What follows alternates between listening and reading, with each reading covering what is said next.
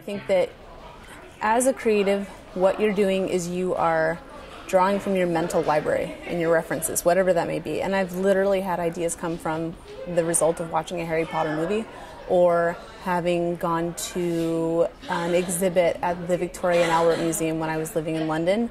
And so when you are going and trying these new things or having these new experiences, you're filling up a library that you're then going to reference once you are actually working. And when people are looking at your book, they can tell how varied your interests are. And there are places for people who are very focused and one-dimensional. If you're a designer and you live, eat, breathe design, you kind of have to do it well.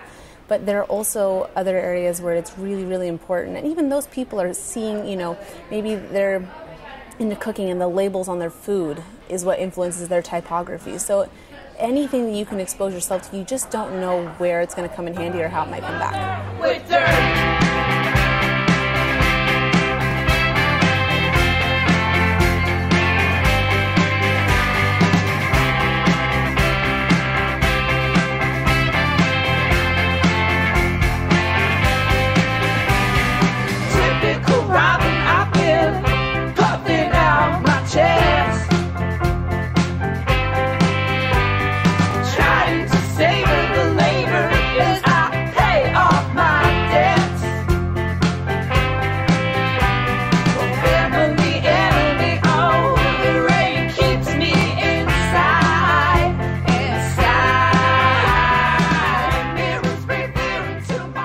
Things that I'm into outside of work that influence my work here.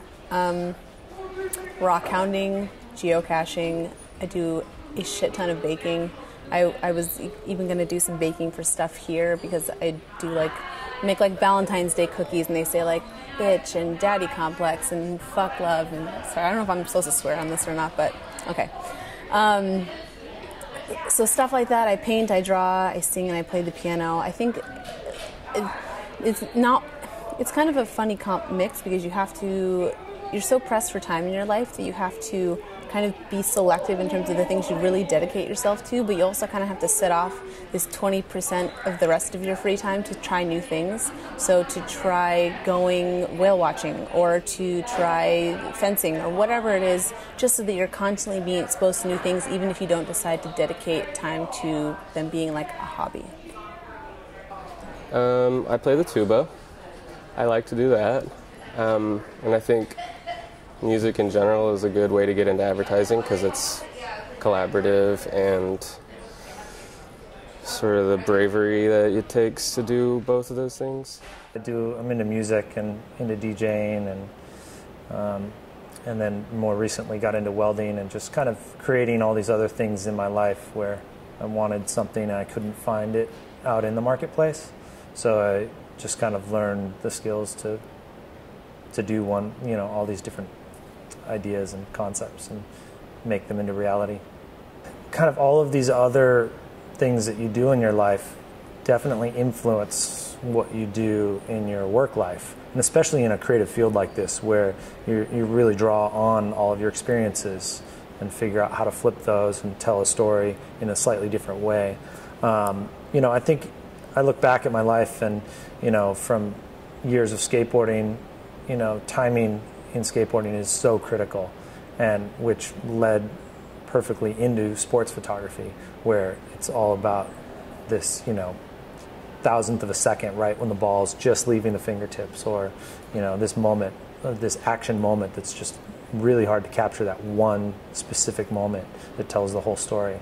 My hobby is watching television, which I watch more than any person ever should. That and the paper mache that I do is great. Making busts of all of the U.S. presidents. Grover Cleveland, I think, is my favorite. I'm really into comedy. I'm really into, pop culture and sports. That's kind of my sweet spot. To me, advertising, a lot of us take it really seriously, but it's really just a fun thing, and it should just entertain and get people to enjoy it. And so a really easy way to do that is through comedy. It's really important for when you're getting into the industry to have other avenues that you create and other interests almost a lot of agencies are almost more interested in that than what you've done in your advertising work. Before I got my job, I created like this whole photography portfolio and whatnot, because photography is one of my main hobbies, and I brought it and I spent a lot of time on that. I don't even think we looked at it, to be honest, because, you know, it's more about strategy, and they just want to know that you're a smart person who has other hobbies more than anything. Some of my other hobbies look suspiciously like my job. I like writing, and I've always liked writing, and so I write a lot of stuff on the side that is not advertising. So that's, I mean, pretty easy to see how that's influenced my job a lot. I also really like, I don't know if this counts as a hobby, but I really like fucking with people and like playing practical jokes on them constantly, which strangely enough has helped. Like, not that advertising is just a lot of mind games. Like, I know people think it's like subliminal messaging and stuff, but like just knowing how people work, I think, and I think the agency culture is a big part of that, and people want to work with people that are fun, and for some reason people like it when you're mean to them sometimes. I feel like your hobbies sort of teach you how to make your job fun, like how to trick yourself into making everything that you're working on more enjoyable. Like, because there's definitely stuff that I love working on, and there's stuff that I hate working on, and you can definitely tell the difference with the end result. And so if you can kind of figure out a way to relate it back to one of your hobbies and like trick yourself into thinking it's a fun game, I think the work ends up being better because of it. I had just had a book of photography published that was Polaroids that I had taken on tour, traveling with different bands, and that was getting some attention at that time, so that became my resume piece. That was sort of I didn't have a portfolio, I didn't have any advertising experience. I worked in film in Los Angeles for 10 years, so I definitely have been on commercial sets, but being on the production side of making commercials and being on the concepting side of coming up with those ideas are two totally different things. In my previous life, I had a philosophy degree and worked in the art world. I love interior design and architecture, and I think just being a visual person, that's another place to get inspiration. And in talking about those studying philosophy, it just becomes a part of your personal approach, and I think that a lot of people in this current advertising world are looking for people with divergent backgrounds who maybe aren't taught things they need to unlearn and will approach something in a different way. So, you know, that's probably a line I used in an interview somewhere along the line. I raise marmosets. No, I don't. You know, if you think of people as a musician, an author, a playwright, these are artistic disciplines, and I think to bring that into an agency is highly valuable. And it also brings in a sort of a philosophical overview of how one thinks. My background as a professional musician for many years created a sort of a left brain, right brain sort of symbiotic thing going on. I've been able to tap into the business side of that quite a lot and work as an entrepreneur, always with an eye on really where are things going. I'm just awesome today.